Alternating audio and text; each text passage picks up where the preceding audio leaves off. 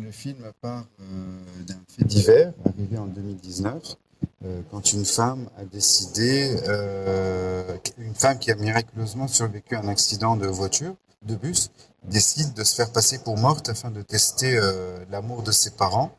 Je ne savais pas à l'époque que j'allais faire mon deuxième film jusqu'à ce que j'apprenne que ma femme était enceinte de notre fille.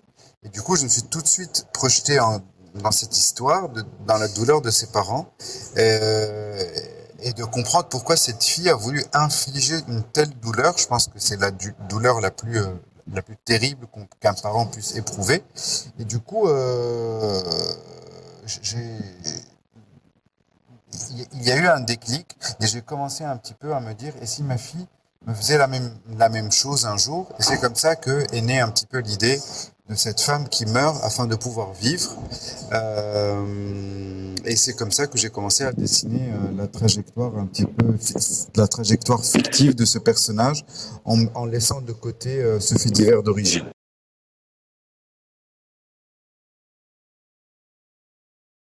L'identité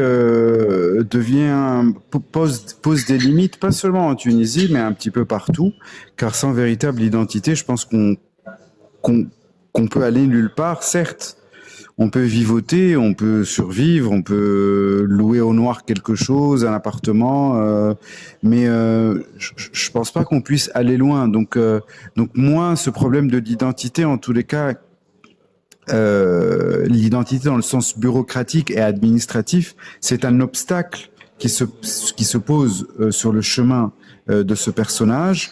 Mais finalement, qui, c'est un film qui parle de l'identité, mais qu'est-ce qu'être une personne? Est-ce que c'est nos décisions qui nous représente, ou est-ce que notre identité c'est un bagage génétique que l'on transporte dans notre sang.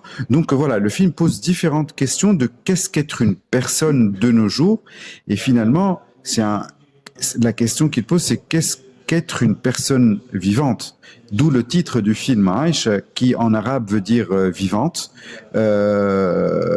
C'est un film sur l'identité vivante, en fait, parce que on peut avoir une identité, mais on peut être mort. L'identité en soi n'est pas si riche que ça.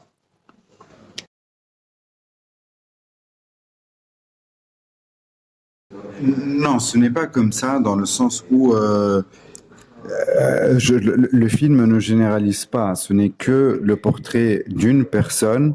De femmes en Tunisie, il y en a plus de 6 millions, donc on ne peut pas réduire les femmes à la condition d'EA. Rien que dans le film, on a différents portraits de femmes. On a la femme autoritaire qui est la mère, on a la femme forte qui décide de son destin, qui est Hela, qui est une mère qui élève ses enfants seule. On a Lobna qui est totalement libérée, mais qui a décidé de faire des choix qui sont certes les siens. On peut aimer ou critiquer ou ne pas être d'accord, mais c'est une femme qui reste complètement libre de faire ses choix.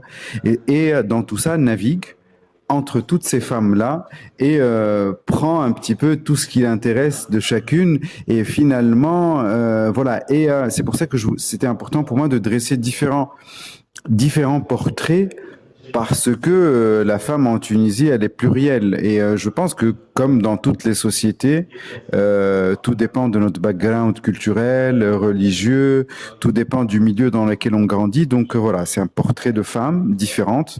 Certaines sont très émancipées, d'autres ne le sont pas complètement, d'autres ne le sont pas du tout.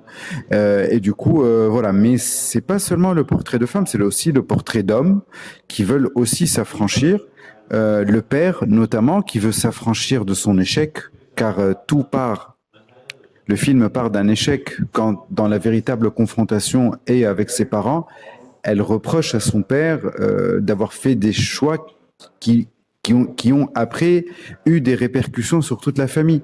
C'est aussi un film sur l'affranchissement d'un policier qui s'affranchit de la culpabilité qu'il a envers son frère.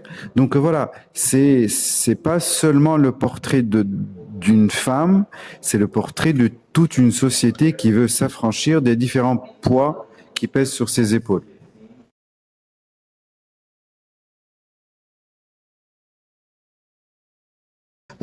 Oui,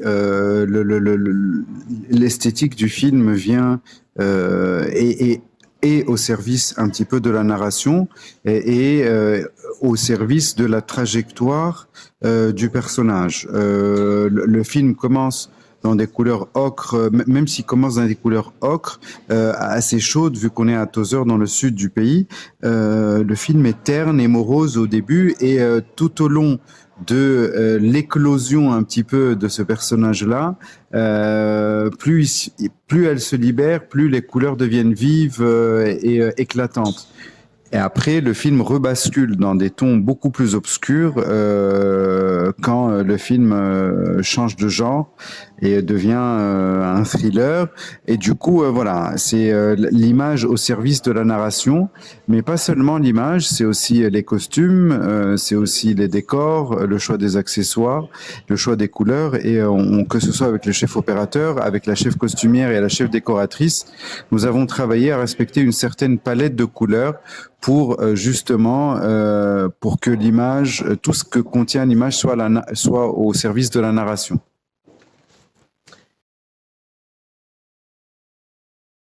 Le message que je veux envoyer, non, franchement, je ne veux pas envoyer de message, mais j'essaie de dépeindre le portrait un petit peu de la Tunisie actuelle. Et je pense qu'en voyant le film, sans pour autant trop spoiler, je pense qu'à la fin, même si le film pendant 2 heures dresse un portrait assez obscur assez sombre plutôt de la Tunisie. La fin, je la trouve lumineuse, je la trouve, je voulais cette fin lumineuse et je voulais cette fin porteuse d'espoir. Le film finit sur un espoir et il finit sans trop spoiler, sur une victoire de la justice. Certes, une victoire, cette victoire, ce n'est que le premier pas vers un véritable espoir, mais c'est quand même l'espoir d'un meilleur avenir.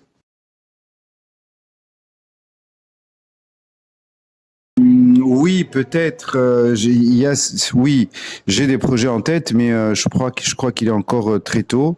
L'idée, moi, en tous les cas, je ne commence qu'à écrire que quand les idées maturent un petit peu chez moi, dans ma tête, il faut qu'elles résistent à l'épreuve du temps. Si elles résistent à l'épreuve du temps, ça veut dire qu'il faut qu'elles soient racontées. Donc, pour l'instant, ce n'est que des idées. J'attends qu'elles prennent le dessus sur moi. Voilà.